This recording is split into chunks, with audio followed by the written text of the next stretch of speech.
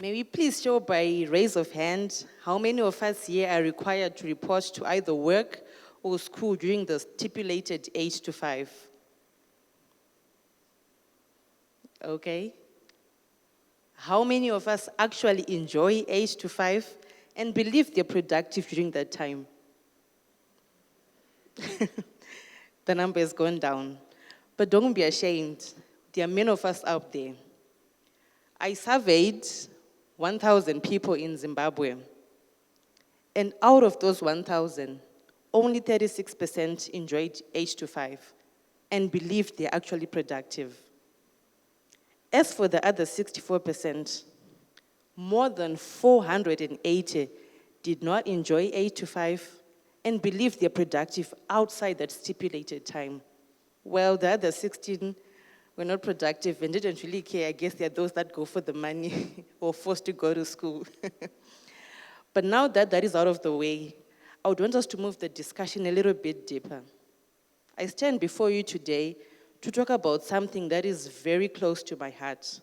That is the power of individuality, flexibility, and brilliance of a conformity. In a world that is constantly evolving, we must allow ourselves to be open to unique approaches. We live in a time where routine, conformity, and adherence to societal expectations are deemed the measure of success.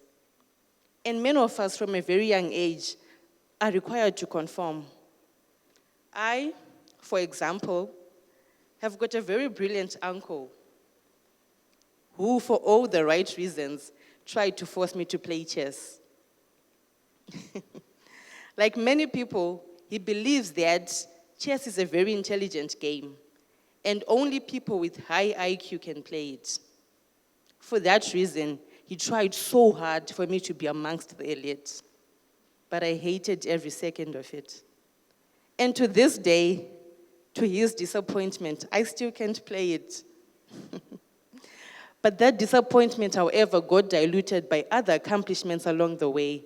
And my failure to excel in chess did not show my intelligence or lack of it thereof. In high school, I also faced the same challenge. I was a dismal math student until Form 4 first term. My teacher, again, for all the right reasons, believed that it's important that one do individual work and not group work. No matter how hard she tried to hammer it, I just never got it. And whenever mathematics entered the conversation, I would black out. Holiday, Form 4 first term, having gone home with yet another U. Bless my mother, she sat me down and asked me how I would rather do it. I opened up to her and told her that I would rather have my cousin, who was at the same level as me, take me through. For that whole holiday, my cousin would take me through Maeke, and by the time the holiday was over, I had transformed from a U student to an A student. I later learned that the approach that had worked for me was peer learning and not the do-it-yourself that had been forced down my throat for the last 3 years. We should encourage suggestive and flexible learning and working practices rather than trying to squeeze round holes into square tubes. Not everyone does things the same way, and we should allow people to grow how they know how to. In our world, we must accept divergent thinkers who challenge the status quo. Not everyone is an 8 to 5. Not everyone gets concepts the same way. In university, I also faced the same challenge. I guess I was never one to conform. I would rather go and spend 2 hours at the basketball court than go to the library. And I often received backlash from my peers because where would a Part 4 student working on a dissertation find time to go and jump about at the basketball court? And for the few times that I actually got to study, I also was never one to sit in noise-cancelled environments like the library. However, regardless of my lack of conformity, I still managed to excel. And with regards to the library, as far as I can remember, I was only there 2 times. The first time was during the first year, where each and every student is mandated to go and register at the library. And the second time was when I was clearing out to get my transcript after completing my 4-year program. But I still managed to get a first-class degree and top 3 in a class of 120 students. So it is very important that each and every one of us knows the best way they know how to learn. I understood my learning approach, and it worked quite well for me. It is vital that individuals have freedom to design their own methods of success. Also, conventional standards may of course offer a safe route, but they lack the room for flexibility and excellence. Also, as witnessed during the COVID-19 pandemic, it is very imperative that we adapt as human beings. During that time, technology became indispensable for basically everything, from communication, working online, even school. So it is very, very important that we learn to adapt as people.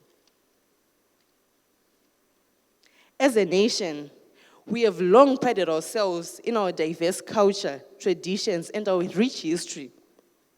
However, it is very, very important that we recognize our responsibility as people to foster an environment that encourages growth, intellect, creativity, and innovation. By embracing our cultural identity, individuals can develop unique products and services that can benefit not only us locally, but the whole globe.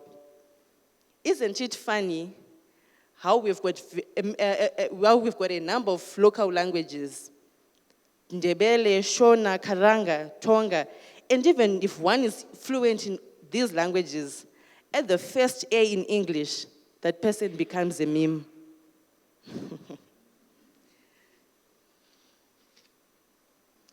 But when we think of some of the most influential minds in Africa, speak of Dr. Thomas Mensah, Wangari Maathai, even our own Dr. Strive Masiba and Dr. Nigel Chanakira, we see how their refusal to conform led to revolutionary and brilliant innovations and waves.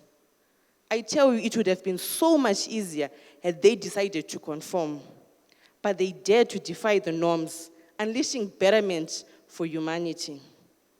It is within our human nature to forge our best fits. Oftentimes, we find even when there's an established concrete path, we always find a new or more convenient path forming in the grass. Why is it like that? It is not in our human nature to conform. So, without causing chaos, we must allow people to explore alternative solutions and challenge existing systems. After all, when we conform, we strive for innovation, we strive for growth. We just become cogs in a machine and not catalysts for change. Imagine a world where brilliance is celebrated. Imagine a world where innovation thrives. And imagine a world where individualism is allowed to empower our unique identities.